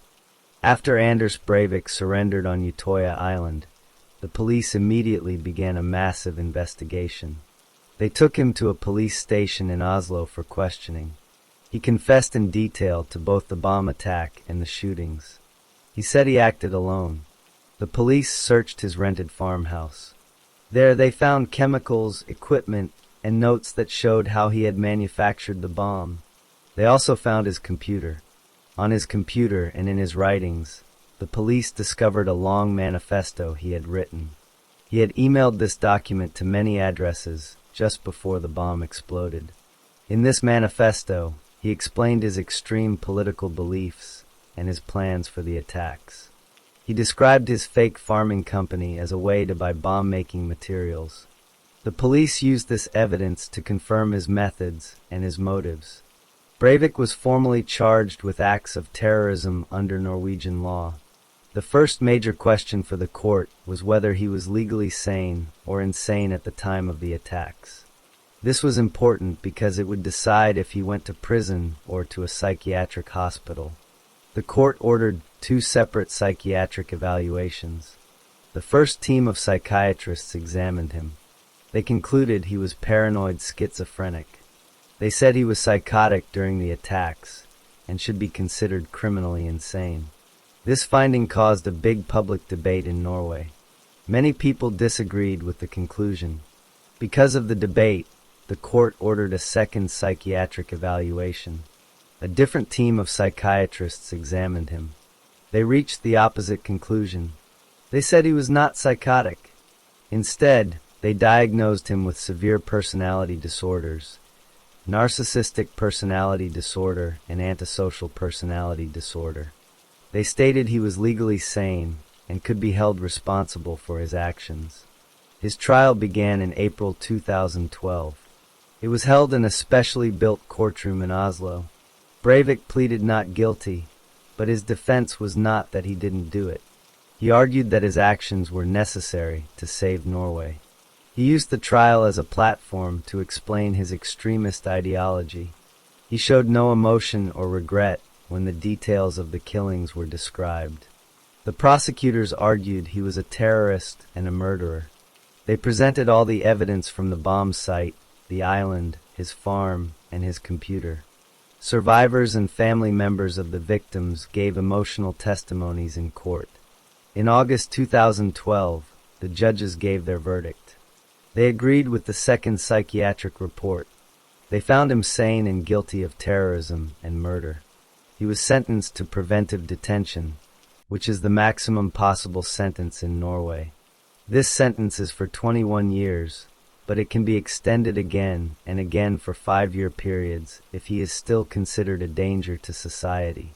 The minimum time he must serve before he can even ask for parole was set at 10 years. Breivik did not appeal the verdict. He was sent to Skien prison, a high-security facility. He is held in a special wing, isolated from other prisoners for security reasons. He has 3 cells, one for living, one with a computer without internet for writing, and one for exercise. Over the years, Breivik has sued the Norwegian state several times. He has complained that his prison conditions, particularly his isolation, are a violation of his human rights. In 2016, and again in 2024, his cases went to court. On both occasions, the courts ruled that his treatment, while strict, was necessary for security and did not amount to torture or inhuman treatment. His complaints were rejected. When he first became eligible for parole in 2021, a hearing was held. The court looked at his behavior in prison and reports from psychologists. They found he had not shown any real regret or changed his extremist views. They decided he remained a very high risk to society. His request for parole was denied. This process was repeated in 2022 and again in 2024, with the same result each time. He was denied release because he is still considered dangerous. The story of the victims and the nation was one of profound grief, followed by a commitment to justice and democracy. Memorials were built in Oslo and on Utøya. The Norwegian people responded to the violence with calls for more openness and tolerance, not less. Anders Breivik remains in prison, serving a sentence that will likely keep him behind bars for the rest of his life.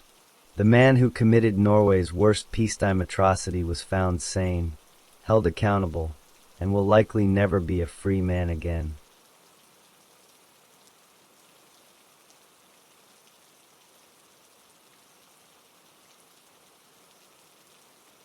(7-8) Dylan Roof was born in Columbia, South Carolina, in 1994. His parents, Ben Roof and Amy Cowles, had divorced but were temporarily back together at the time of his birth. Their reconciliation did not last. When Dylan was 5 years old, his father married a woman named Paige Mann. According to legal papers Mann later filed, Ben Roof was abusive towards her, both with his words and his actions. The family moved frequently. For about 3 years, they lived in the Florida Keys. Later, they returned to South Carolina. During his childhood, Dylan attended many different schools. Records show he went to at least 7 schools in 9 years. This included Dreher High School in Columbia and White Knoll High School in Lexington. He had to repeat the 9th grade. As a boy, Dylan showed behavior that others saw as odd. He was very worried about germs. He insisted on getting his hair cut in one specific style. When he was in middle school, he began smoking marijuana. He struggled in school and eventually stopped attending classes in 2010. He officially dropped out. After leaving school, he spent most of his time playing video games and using drugs. His parents had separated again. He lived sometimes with his mother and sometimes with his father, but he was mostly raised by his stepmother, Paige Mann. For a while before the events that would later make news, he also lived in the home of an old friend from middle school. He did not have a driver's license. He worked for a short time as a landscaper for his father, but quit that job. His uncle, Carson Cowles, said he was worried about Dylan. He noticed his nephew was very withdrawn. Dylan stayed in his room a lot. He did not have a job or a license. His uncle tried to help him, but Dylan did not accept the help. After his stepmother divorced his father, Dylan cut off all contact with her. He also did not respond to an invitation to his own sister's wedding. In the months before the major event, Roof had 2 encounters with police. In February 2015, security at a shopping mall called the police because Roof was asking store employees strange questions. The police searched him and found prescription drugs for which he had no prescription. He was arrested for having the drugs without a permit. The mall banned him from returning for 1 year. In April 2015, he was arrested again for going back to that same mall, breaking the ban. The ban was then extended for a longer time. In between these 2 events, in March, a police officer investigated Roof for sitting in his car near a park. The officer searched his car and found part of a gun, specifically a grip for an AR-15 rifle, and some empty magazines. It was not illegal to have these items, so he was not charged. In the months leading up to June 2015, Dylan Roof spent a great deal of time on the internet. He visited websites focused on white supremacist ideology.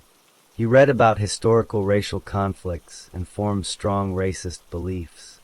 He became convinced that he needed to take violent action to start a larger racial war. He created a website where he posted a long written statement of his beliefs and photos of himself with symbols of hate groups. Roof decided to commit an attack in Charleston, South Carolina. He chose the city because of its history. He specifically targeted the Emmanuel African Methodist Episcopal Church. This church is one of the oldest black churches in the United States and has a deep historical significance. Roof researched the church online and learned about its Bible study sessions, which were open to the public. To carry out his plan, he needed a gun. He used money he had been given for his birthday to purchase a .45 caliber pistol from a store in West Columbia, South Carolina. At one point, 2 friends became worried after Roof told them he was planning to kill people. They took his gun and hid it in a trailer. However, the girlfriend of one friend, who lived in the trailer, told them to remove the gun because her boyfriend was on probation and could not have a firearm on the property. The friends then returned the gun to Roof. On the evening of June 17, 2015, Roof drove to the Emmanuel AME Church. He entered the church around 8 p.m. and joined a small Bible study group that was being held in a downstairs room. There were 13 people present. He sat with them for approximately 45 minutes. The group was welcoming and kind to him. At the end of the study, as the attendees closed their eyes to pray, Roof stood up. He took out his pistol and began shooting the people in the room. He fired multiple rounds. He reloaded his weapon several times during the attack. He shouted racial insults as he shot. The shooting lasted for a few minutes. 8 people died at the scene inside the room. They were Cynthia Hurd, Susie Jackson, Ethel Lance, DePayne Middleton Doctor, Clementa Pinckney, Tawanza Sanders, Daniel Simmons, and Sharonda Coleman Singleton. A 9th person, Myra Thompson, was critically wounded and died later at a hospital. 3 women survived by pretending to be dead after being shot. A 5th person survived by hiding in an office. After the shooting, Roof calmly left the church through a side door. He walked back to his car, a black Hyundai Elantra, and drove away. He was not stopped or confronted as he left the area. For several hours, his identity was unknown. Police and federal agents, including the FBI, began a massive search for the shooter, using security camera images from around the church. Roof drove away from Charleston. he headed north. During this time, his picture from the church security footage was broadcast on television news and shared online. The following morning, a woman in North Carolina saw his car on the highway. She recognized it from the news reports and called the police. She followed his car at a distance for over 30 miles until police officers could catch up to him. Police officers in Shelby, North Carolina, pulled over Dylan Roof's car based on the tip from the driver who had recognized him. He was arrested without a struggle on the morning of June 18, 2015. Inside his car, officers found the .45 caliber pistol used in the shooting. After his arrest, Roof was questioned by FBI agents. He confessed to the shootings. He said his goal had been to start a race war. He also told agents he had chosen the church because of its history and that he had almost changed his mind because the people had been so kind to him. The investigation quickly gathered overwhelming evidence. Police searched his computer and cell phone. They found his website, which contained a long racist manifesto and photos of him with guns and hate symbols. The manifesto explained his racist views and his plan for the attack. The evidence showed he had acted alone and had been planning the attack for months. Roof was first charged in South Carolina State Court with 9 counts of murder and 1 weapons charge. At a bond hearing, some family members of the victim spoke directly to Roof, offering him forgiveness and saying they were praying for him. The judge set no bail for the murder charges. Later, the state prosecutor announced she would seek the death penalty. The federal government also brought charges against him. A federal grand jury indicted Roof on 33 counts, including hate crime charges that violated the victim's civil rights and firearms charges. Many of these federal charges also carried the possibility of the death penalty. This made Roof the first person in U.S. history to face the death penalty from both state and federal courts for the same crime. His federal trial began in December 2016. Roof initially had a team of lawyers.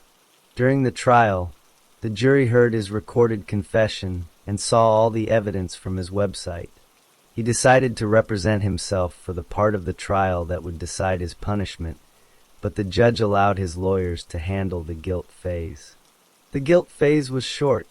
The jury found him guilty on all 33 federal charges after only a few hours of deliberation. Next came the penalty phase, where the same jury would decide if he should receive the death penalty or life in prison. Roof chose to continue representing himself. He did not call any witnesses or present any reason for the jury to spare his life. He did not want anyone to argue he was mentally ill. He wanted the attacks to be seen only as a political act based on his ideology. The jury heard from the survivors and families of the victims about the impact of the crime. After considering the evidence, the jury recommended the death penalty for Roof. In January 2017, the federal judge formally sentenced Dylan Roof to death. In April 2017, Roof pleaded guilty to the state murder charges to avoid a second trial. The state judge sentenced him to 9 consecutive life sentences without parole. This was done as a backup to ensure he would never be released, even if his federal death sentence was ever changed. Roof was sent to federal death row at the United States Penitentiary in Terre Haute, Indiana. His lawyers appealed the federal death sentence. They argued he was not mentally competent to represent himself during the penalty phase. Higher courts reviewed the case and upheld his conviction and death sentence. In 2022, the U.S. Supreme Court declined to hear his appeal, letting the death sentence stand. The families of the victims and the survivors reached a substantial financial settlement with the U.S. Department of Justice. The settlement was made because the FBI background check system failed to prevent Roof from buying the gun he used, even though he should have been blocked due to his prior drug arrest. The government did not admit wrongdoing, but agreed to pay the families. Dylan Roof remains on federal death row, awaiting execution.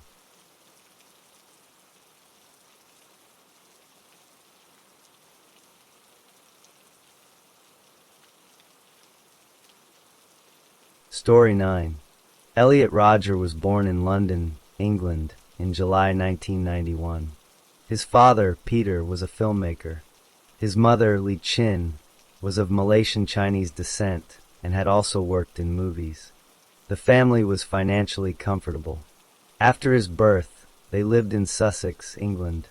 When Elliot was 5 years old, they moved to a nice neighborhood in Los Angeles, California, because of his father's work. His parents divorced when he was 7 years old. After the divorce, Elliot spent time living at both his mother's house and his father's house. His father remarried a woman named Somaya. Elliot did not get along with his stepmother. Around this time, even as a young boy, Elliot had noticeable trouble with other people. He was very quiet in school. He would whisper answers. He did not play with other children during recess. Loud noises and big crowds, like at Disneyland, could make him cry or feel overwhelmed. He often thought his younger sister was treated better than he was. When Elliot was 8, his mother told a court that he was a high-functioning autistic child. A doctor disagreed with that specific label, but said Elliot had problems with depression and anxiety. The doctor said Elliot should see a specialist for a better diagnosis and help. Elliot was very self-conscious about his appearance. He was short and thin. He was also embarrassed about being half Asian because most children he knew were white. He dyed his hair blonde and tried skateboarding to fit in. He wanted to make friends, especially with girls, but he found it very hard. This made him feel lonely and then angry. He started to feel that his life was unfair compared to the lives of other kids. As a teenager, Elliot became more isolated. He played video games for many hours each day. His main social contact was through online chat rooms. When he was 11, someone in a chat room sent him sexual pictures, which upset him. When he was 13, he saw another teenager looking at pornography, and this also disturbed him. When he went through puberty, he developed a strong desire for sex, but became convinced he would never have a girlfriend. Other students bullied him at school. One of the bullies was a blonde girl, and he later said this experience made him start to hate women. He went to a private high school, but was badly bullied by older students. He was so overwhelmed that he stopped doing his homework and played video games even more. On his last day at that school, a classmate played a recording of himself having sex with his girlfriend. Elliot became very upset. His mother picked him up from school, and he never returned. His parents then put him in a different high school, but he only lasted a week before having an anxiety attack and leaving. Finally, they enrolled him in a small special school with only about 100 students. Here, he could manage better. At age 16, he was diagnosed with a developmental disorder that made social interaction very difficult. He was prescribed medication for anxiety and depression, but he did not like how it made him feel and soon stopped taking it.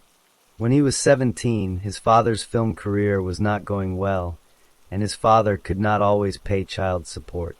Elliot argued with his stepmother, and he was told to leave his father's house. Elliot began to believe that becoming rich was the only way to get a girlfriend. He told his mother she should marry a wealthy man, but she refused. He tried writing screenplays, thinking it would make him money and fame quickly, but he gave up when it was hard. He decided to finish high school early and graduated in 2010. At age 18, Elliot refused any more mental health treatment or medication. He blamed his parents for his problems. He enrolled in a community college but quit almost immediately because seeing happy couples on campus made him too angry. He did not want a job, feeling that most work was beneath him. He sometimes sat alone in coffee shops, hoping a woman would talk to him. No one ever did. To help him, his parents decided to send him to a college in a town called Santa Barbara. They agreed to pay for his apartment and classes. They hoped being in a college town would help him make friends. Elliot liked this idea. He had seen a movie about college life and thought it would be his chance to go to parties and finally have a girlfriend. In June 2011, Elliot moved into an apartment in Isla Vista next to the University of California, Santa Barbara. He enrolled in a local college. Almost immediately, he felt anger. When a new roommate mentioned losing his virginity at age 13, Elliot went to his room and called his mother furious. He found it difficult to live with roommates and argued with them. He spent most of his time alone. He began to hate the students in Isla Vista, seeing them as beneath him. He believed he deserved a beautiful blonde girlfriend and could not understand why women rejected him. He started to have thoughts about killing women and couples who were happy together. He began to save money, planning for what he would later call his day of retribution. Elliot Rodger continued to live in Isla Vista, funded by his parents. His hatred grew. In July 2011, shortly after moving there, he saw a couple kissing outside a Starbucks. He threw his coffee at them and then ran away. Later that same month, he saw another couple at a food court, followed them to their car, and threw iced tea on them. In early 2012, he drove past two blonde women at a bus stop. When they did not smile back at him, he turned his car around and threw a latte at them. These small acts of anger were practice for his larger plans. He withdrew from all his college classes. He focused entirely on his plan, which he called his day of retribution. He believed he would punish women for rejecting him and punish men for being with women. He saved money from gifts and a monthly allowance from his father. He amassed about $5,000 to buy supplies. In August 2012, he went to a shooting range for the first time to learn how to use a gun. He now believed his violent plan was possible. In December 2012, he legally purchased his first gun, a Glock 34 semi-automatic pistol. He bought it from a store in Goleta, near Santa Barbara. In March 2013, he bought a second gun, SIG Sauer P226 handgun, from a store in Burbank. He originally planned his attack for Halloween 2013, but decided there would be too many police. He changed the date to sometime in November. In July 2013, Elliot tried one more time to be social. He went to a house party in Isla Vista, hoping to meet a woman. At the party, he felt angry and jealous.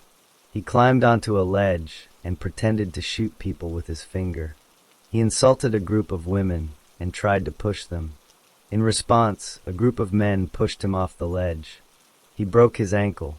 He then mistakenly went into a nearby house, where the people inside beat him up. The next day, his father helped him report the incident to the police. Elliot lied about what happened, saying he was attacked for no reason. The police investigated, but decided Elliot had started the trouble. They closed the case. This incident made Elliot more angry and convinced him his day of retribution was necessary. While recovering from his broken ankle, he stayed with his mother. He agreed to see a therapist, but had already decided to carry out his plan. He just postponed it until early 2014 because his ankle was injured. His mother bought him a black BMW, hoping it would boost his confidence. His parents also arranged for him to see a psychiatrist and a life coach. Elliot told the life coach about his problem of being a virgin. The life coach suggested he move away from Isla Vista, but Elliot refused. He stopped going to therapy sessions and refused to take the prescribed medication. Back in Isla Vista, Elliot was assigned new roommates in September 2013, Weihan David Wong and Chungyuan James Hong. He did not like them. He was antisocial and stayed in his room. In January 2014, he argued with James Hong over some stolen candles. Elliot called the police and had Hong arrested for petty theft. After this, the roommates avoided him. Elliot began to plan to kill them, believing they were annoying and might get in his way. He chose a final date for his attack, May 24, 2014. He bought a third gun in February 2014, another SIG Sauer, so he would have a backup. He practiced at shooting ranges and bought hundreds of bullets. He visited a college library and read books about serial killers and mass murders. He also wrote a 137-page document called My Twisted World, which was his manifesto. In it, he explained his life of rejection and detailed his plans to attack. In the weeks before his attack, Elliot posted videos on YouTube. He talked about his loneliness and hatred. He asked why girls did not like him. His mother saw one of these videos in late April 2014 and became very worried. She could not reach him by phone. She contacted his life coach, who called a mental health crisis hotline. The hotline asked the police to do a welfare check on Elliot. On April 30th, 2014, several sheriff's deputies went to Elliot's apartment. They talked to him at the door. He was calm and polite. He said the videos were just him expressing his feelings, and he would not hurt anyone or himself. The deputies asked him to call his mother to reassure her. He did. The deputies did not ask to come inside his apartment. They did not see his guns, bullets, or manifesto. They decided he was not an immediate threat and left. Elliot was relieved. If they had searched his apartment, they would have found everything and stopped his plans.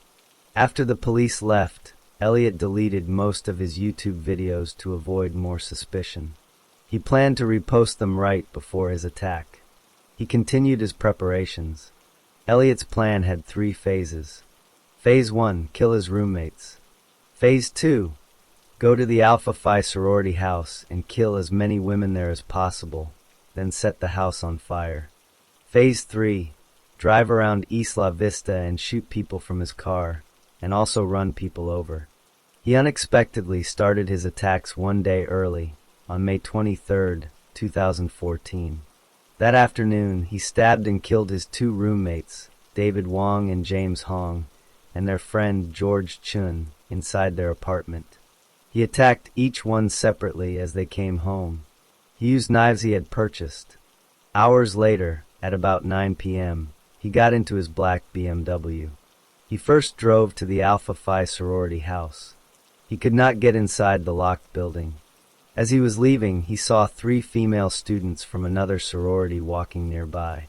He stopped his car, pulled out a gun, and shot at them. He killed 2 of the women, Veronica Weiss and Catherine Cooper. He wounded the 3rd. He then drove to a nearby deli called Ford Deli Mart. He shot through the window, killing a 20-year-old student named Christopher Michaels Martinez, who was inside shopping. Elliot continued to drive through the streets of Isla Vista. He shot at other people from his car window, wounding several. He also swerved his car to hit pedestrians, injuring more. Police officers began to chase him. He shot at the police, and they shot back, hitting him in the hip. He crashed his car into a parked vehicle. When police officers approached his wrecked car, they found him dead. He had shot himself in the head. The entire shooting and driving attack lasted about 8 minutes. In that time, he killed 6 people and injured 14 others. Inside his car, police found 3 handguns, many loaded magazines, and over 500 rounds of unused ammunition. On the evening of the attacks, before Elliot Rodger began shooting, he sent an email. The email contained a link to his 137-page manifesto and to a final video titled Elliot Rodger's Retribution. He sent this to 37 people, including his parents, his former therapists, and other acquaintances. He also uploaded the video to YouTube. Elliot's mother, Li Chin, was one of the people who received the email. She saw it after the attacks had already started, but before she knew her son was involved. His life coach had also seen the video online and called her. She read the email and watched the video, where Elliot calmly stated his plans to punish women. She immediately tried to call Elliot, but he did not answer. She then called the Santa Barbara police, expressing concern for her son's whereabouts and mental state. As Li Chin and Elliot's father, Peter, drove separately toward Isla Vista, they heard news radio reports about an active shooter in a black BMW. A detective called Li Chin and asked if her son owned any guns. She was shocked and said she knew nothing about guns. The detective told the parents to meet law enforcement at a parking lot. When they arrived, a sheriff informed them that their son had been found dead. At first, they believed he was a victim of the violence. It was only hours later, through internet news reports and the police investigation, that they learned Elliot was the perpetrator. The police investigation began immediately. Officers secured the 3 crime scenes: the apartment where the 3 men were stabbed, the sorority area in Delhi where the shootings happened, and the site of Elliot's final crash. Detectives entered Elliot's apartment. There, they found the printed copy of his manifesto, his detailed written plans, receipts for his guns and ammunition, and the knives used in the stabbings. The manifesto explained all his motives and his step-by-step preparations. The police also took Elliot's computers and phones. Their digital investigation confirmed he had written the manifesto, made the videos, and researched mass killings, guns, and sororities online. They traced all his gun purchases, which were legal under California law at the time, because he had no criminal record or legal mental health holds against him. The welfare check by deputies on April 30th did not result in any report that would have barred him from buying guns. The coroner performed an autopsy on Elliot Rodger. The official cause of death was confirmed as a self-inflicted gunshot wound to the head. Because the perpetrator was dead, there could be no criminal trial. The district attorney's office reviewed all the evidence and officially closed the case, confirming Elliot Rodger acted alone. The victims' families were left to deal with their grief and anger. Richard Martinez, the father of Christopher Michaels Martinez, became a vocal advocate for gun control reform. He gave many public speeches, criticizing politicians for inaction. The families of the other victims also mourned publicly, sharing stories about their children's lives. Elliot's parents faced intense media scrutiny and public blame. They also received death threats and had to move frequently for their safety. In interviews, Peter Rodger said he had no idea his son was capable of violence and described him as an incredible liar. Lee Chin later connected with other parents who had lost children to mass violence. She dedicated herself to learning about threat assessment and mental health warning signs, speaking to groups about her experience to help others identify dangers. The attacks had a significant impact on social media and internet culture. Elliot's actions brought the term incel, involuntary celibate, into mainstream awareness. Online forums where he had posted saw him celebrated as a hero by a small, extremist subset of users. This led to increased monitoring of such forums by authorities. In the years that followed, other attackers in different countries would cite Elliot Rodger as an inspiration for their own crimes. In response to the killings, the state of California passed a red flag law in 2014. This law, named after the legislation, allows family members or law enforcement to ask a court to temporarily remove firearms from a person who is shown to be a threat to themselves or others. This was a direct attempt to prevent future tragedies by intervening when warning signs, like those Elliot displayed, are seen. The story of the Isla Vista killings ended with no traditional courtroom justice, but it led to legal changes, greater awareness of the threat of misogynistic extremism, and a lifelong journey of grief and advocacy for the families affected. The final sentence: the tragedy in Isla Vista remains a stark example of how isolated hatred, when left unchecked, can lead to catastrophic violence, leaving permanent scars on a community and altering laws in its aftermath.